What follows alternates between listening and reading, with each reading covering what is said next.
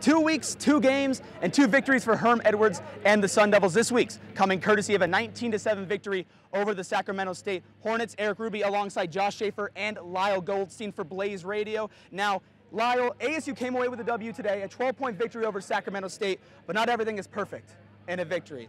Next week, they travel to East Lansing to take on Michigan State. What does this Sun Devil squad have to do, and what do they have to improve on next week to walk away with a victory? Well, first off, they just have to establish the run a little bit. I mean, Benjamin is one of the 5 best running backs in the country, and he was under 100 yards tonight, and they struggled to get him going until late in the game when he caught that 72-yard touchdown to kind of ice it away.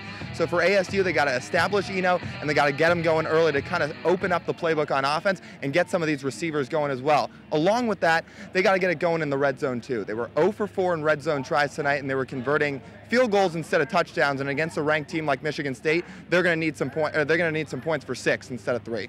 All right, so we talked about the ASU side of the ball. Now, Josh, let's jump over to the Spartans. What should ASU fans expect from Michigan State next Saturday?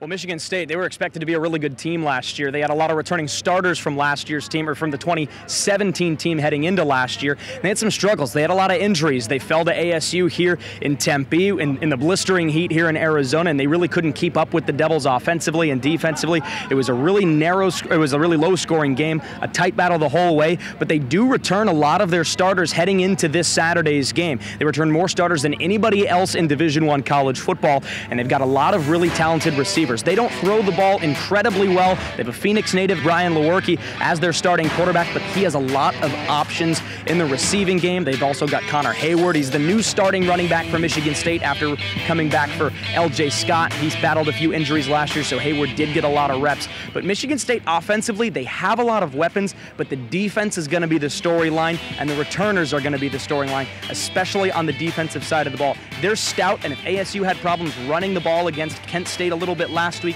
but especially this past week against Sacramento State, they might have some problems running against the stout front 7 of Michigan State.